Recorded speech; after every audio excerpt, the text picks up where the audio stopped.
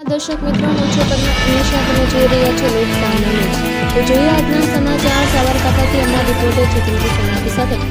અષાઢી બીજના પાવન પર્વને હવે ગણતરીના દિવસો જ બાકી રહ્યા છે। સમગ્ર ગુજરાતની સાથે સાબરકાંઠાના ઈડર નગરમાં પણ ભગવાન જગન્નાથજીની ભવ્ય રથયાત્રાને લઈને ભક્તોમાં ભારે ઉત્સાહ જોવા મળી રહ્યો છે। જિલ્લાની સૌથી મોટી અને 28મી ભગવાન જગન્નાથ રથયાત્રા આ વર્ષે પણ ભક્તિ, શૌર્ય અને પરંપરાના સંગમ સાથે ધામધૂમથી નીકળશે। નગર ઉત્સવ સમિતિ અને વહીવટી તંત્ર દ્વારા તમામ તૈયારીઓને આખરી ઓપ આપવામાં આવ્યા છે। સાબરકાંઠાના ઈડર નગરમાં અષાઢી બીજના રોજ ભગવાન જગન્નાથ, ભાઈ બલભદ્ર અને બહેન સુભદ્રાજી ભવ્ય રથોમાં બિરાજમાન થઈ સવારે 10 વાગ્યે મોટા રામદ્વાર નિજ મંદિરથી નગર ચર્ચાએ નીકળશે। રથયાત્રાના રૂટ પર ચુસ્ત પોલીસ બંદોબસ્ત ગોઠવવામાં આવ્યો છે। CCTV camera, body Warne camera અને ધાબા પોઈન્ટ દ્વારા સમગ્ર યાત્રા પર નજર રાખવામાં આવશે। ઈડરની આ ભવ્ય રથયાત્રામાં આ વર્ષ સૌથી વધુ સાધુ સંતોને બિરાજમાન કરાવતી 6 વિશેષ બગીઓ, 10 જેટલા ટ્રેક્ટરો તેમજ અખાડા અને દુર્ગા વાહિનીની દીકરીઓ દ્વારા શૌર્ય પ્રદર્શનનું આયોજન કરવામાં આવ્યું છે। પરંપરાગત રીતે 15 મણ કાકડી, 15 મણ ઘઉંનો ખીચડો અને 10 મણ જાંબુના પ્રસાદનું પણ વિતરણ કરવામાં આવશે। આ ભવ્ય રથયાત્રામાં સમગ્ર જિલ્લામાંથી 50,000થી વધુ શ્રદ્ધાળુઓ જોડાય તેવી શક્યતા છે। રથયાત્રા 5 હારડી, ઢોલેટા, દરવાજા અને રેલવે સ્ટેશન સુધી પહોંચશે, જ્યાં મહાઆરતી અને ભોજન પ્રસાદની વ્યવસ્થા કરવામાં આવી છે।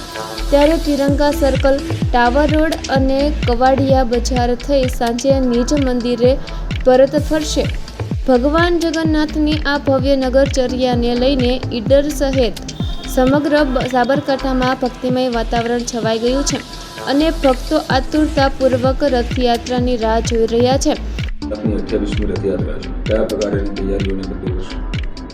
આપણા સાબરકાંઠા જિલ્લામાં ભગવાન જગન્નાથજીની અષાઢી બીજ નિમિત્તે ટોટલ 4 રથયાત્રા નીકળવાની છે, જેમાં સૌથી મોટી જે છે એ ઈડર ખાતે નીકળવાની છે। ઈડરની અંદર 28મી રથયાત્રા છે અને આ રથયાત્રાની અંદર આશરે 25 જેટલા અલગ અલગ જે ટેબ્લો ને એ બધું જે છે એ હોય છે અને 500 મીટર જેટલી લાંબી આ રથયાત્રા છે। આ રથયાત્રા 5 કિલોમીટર લાંબા રૂટ ઉપર થઈને આખા ઈડર શહેરની અંદર ભગવાન જગન્નાથજીના આશીર્વાદ વિખેરતી નીકળે છે। ત્યારે તેની સુરક્ષા માટે થઈને પોલીસ વિભાગ દ્વારા એક ડીવાયએસપી અને પીઆઈ પીએસઆઈ થઈને ટોટલ 300 પોલીસ અને 350થી વધુ હોમગાર્ડ જીઆરડીનો આખો બંદોબસ્ત ગોઠવેલો છે। 45થી વધારે બોડી વોર્ન કેમેરા છે, તે ઉપરાંત ખાનગી વિડીયોગ્રાફર 10 જેવા રાખ્યા છે અને એક આ વર્ષે ડીવાયએસપી હેડક્વાર્ટર દ્વારા જે છે એ Netram command and control centre જે હિંમતનગર ખાતે આવેલો છે, ત્યાં યાત્રાનું લાઈવ મોનિટરિંગ કરવામાં આવશે અને કંઈ પણ કોઈ જગ્યાએ ક્યાંય ટ્રાફિક પોઈન્ટ કે ચોકઅપ પોઈન્ટ થતો હોય તો એનું આપણને લાઈવ ફીડબેક આપી અને એ પ્રમાણે રથયાત્રાનું મૂવિંગ પાર્ટ આપણે કંટ્રોલ કરીશું। તે ઉપરાંત પોલીસ દ્વારા ડીપ પોઈન્ટ પણ રાખવામાં આવ્યા છે। જાહેર જનતાને અપીલ પણ કરી છે કે આની અંદર ભગવાન જગન્નાથજીના આશીર્વાદ લેવા માટે થઈને આપ સૌ આવો, પરંતુ શાંતિપૂર્ણ રીતે અને એકબીજાની સાથે સાથ સહકાર આપીને આ રથયાત્રાની અંદર આપ ભગવાનના આશીર્વાદ મેળવો।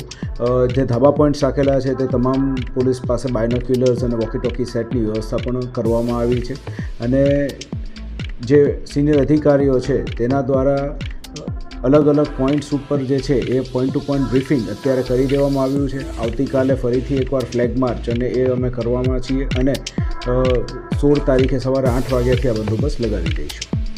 તો ફરી મળીશું એક નવા સમાચાર સાથે, ત્યાં સુધી જોતા રહો લોક સામના ન્યૂઝ।